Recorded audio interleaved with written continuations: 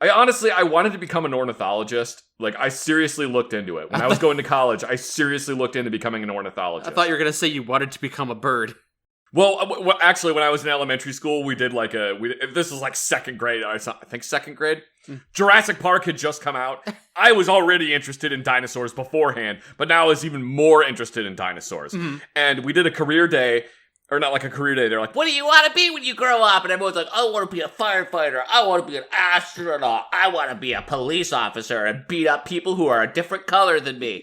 And I was like, I want to be a velociraptor. And everyone laughed at me. And my teacher was like, you can't be a velociraptor. You said we could be anything we wanted to be when we grow up. You lied to me. Anyway, that wasn't related to anything. So I seriously looked into becoming an ornithologist when I was in college. I was like, bird-studier. I want to study birds. That would be so cool to just study birds. And get paid for it? That would be awesome. And I did a bunch of research, like looking into it. And basically everything I read from other ornithologists was, don't do it. Effectively, you have to get a doctorate. It's in a field where it's incredibly competitive.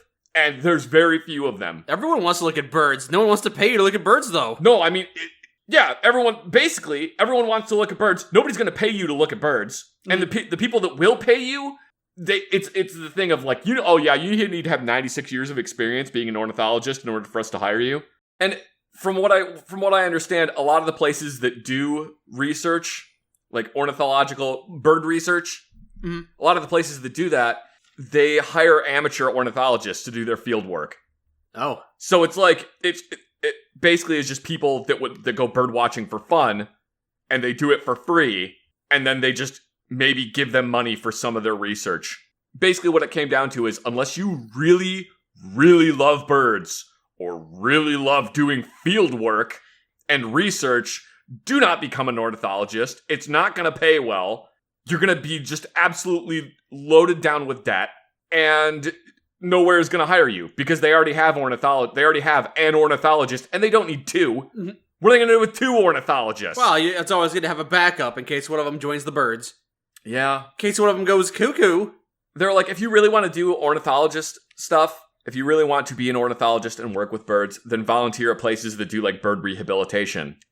Or get a bunch of chickens. I guess. Get some birds. Yeah. And I understand that part of that could have just been that, like, they want to keep their job so they don't want more ornithologists. Try to scare away future bird prospect competitors. It's probably kind of like how, like, museum curators or, like, history majors are like, yeah, don't major in history because then you'll take away my job. So, yeah, maybe it was kind of like that. Those who study history are trying to take my job. I also thought about becoming a geologist as well, because I was like, rocks are really interesting. I like rocks. That could be something else I do. Yeah. But my college didn't have a geology program, so I would have had to basically major in a type of science and then go to another college to eventually get like a PhD in geology. It's a lot of work. That's a whole lot of work. You know what's really disturbing to me is that the modern thing of, you know how like doctors now have to go to school for like 18 million years, and that you just basically have to work your ass off to the point that you're like exhausted and about to die. Just to become a doctor, right? Like, in terms of studying. That's entirely because of one dude in the 1800s that was just like, yeah, I'm gonna study a lot. This is how we're all gonna be doctors from now on.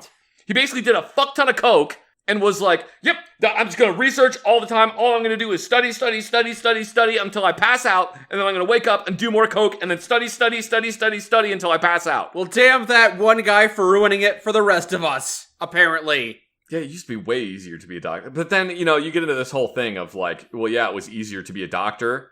But now you got to think about like, that didn't necessarily mean that there were better doctors. You had people being like, oh, yes, I believe it's St. Vitus's dance which afflicts your heels. Okay. And it's like, no, that guy just has mercury poisoning. That's what that is. It's just mercury poisoning, my guy. Have you ever seen those things? Have you ever seen the video where they took a plunger and they stuck it on a chicken's butt? That seems rude. They did it so they could see if, like, how dinosaurs walked. Oh. Yeah. So, like, the plunger acts like its big, long tail. So it wasn't like a frat prank, like making you tie a plunger to a chicken's ass. I bet the chicken thought it was a frat prank. This is bullcrap, man. Look at this. I look like a jackass. But yeah, they just stuck like a plunger on its butt, and then the chicken ends up walking kind of like a dinosaur, where it walks with its head much more further forward. Oh. It was really interesting. It provided like an additional balance point for it. I thought it was really cool. Especially because like chickens got that gyroscopically stabilized head. Oh. Yeah. I didn't know about any of that. You know about the gyroscopically stable. Most birds have that. I only knew about owls having that. Yeah, most birds have that. You can do the same thing with a chicken. You can hold a chicken and then rotate its body, and its head will stay in the same spot. Oh. I think pigeons do the same thing too. Okay. Yeah. I mean, I'll probably try to keep my head righted if you start rotating me against my will. Yeah, but like you probably can't do it as well as a chicken. Probably not. Nope. I ain't got no gyroscope in my head. You know why chickens and pigeons do the head bob thing when they walk? What is that? It's because they got their eyes on like the side of their head, and it gives them better depth perception for what's in front of them. Oh. Yeah. Okay. Yeah, isn't that interesting? I guess so, yeah. That's why chickens and pigeons do the head bob. I don't know what you call that. The head bobbing. I know what you mean. I've seen them birds. There's another bird that's a type of sandpiper that does a booty dance. I saw this happen for the first time when I was on vacation with my girlfriend, and there was this bird that was on the beach, and it was just going beat-doo, beat-doo, beat-doo, beat-doo, beat-doo, beat-doo, and just bobbing its butt up and down. Okay. Just up and down, over and over again. When it was walking, it's bobbing its butt up and down, and it would stop, like, maybe for a second, and then go beat-doo, beat-doo, beat-doo, beat-doo, beat, and then start doing it again. I gotta attract those other birds, I guess. I don't know why they do that, because I don't think it's a mating dance.